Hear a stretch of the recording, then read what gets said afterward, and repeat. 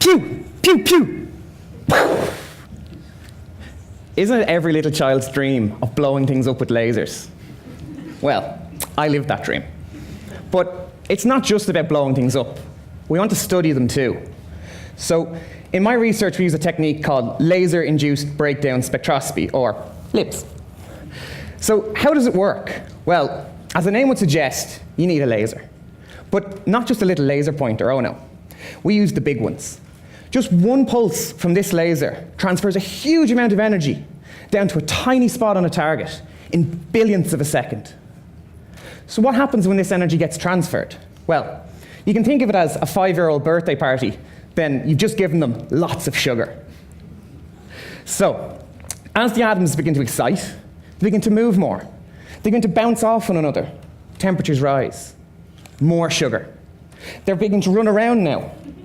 They're beginning to bump, gets a bit more vicious. They begin to fight. Some atoms even lift off the surface. More sugar. It's chaos now. Electrons are getting stripped from their atoms. Where's my electron? Mine's missing too.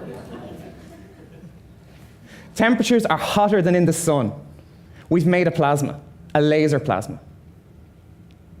So, what do we want to do with this plasma? The plasma is very short-lived, and although it's only around for a fraction of a second, my research is involved in what happens in that fraction of a second.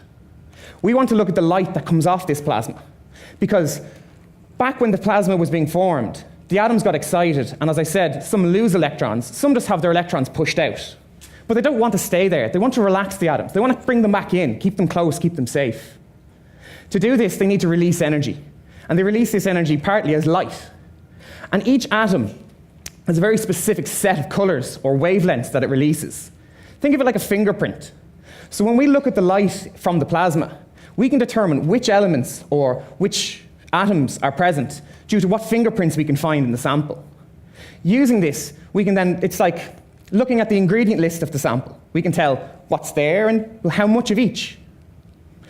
This has countless applications in both science and engineering. One of the main things that it's used for is testing for impurities in building materials. Say if you want to go out and build a new big wall, vote Trump. Or if you want to test for the building blocks of life on Mars, like the Curiosity rover. LIBS is widely used in science. It truly is the science of destruction. Thank you.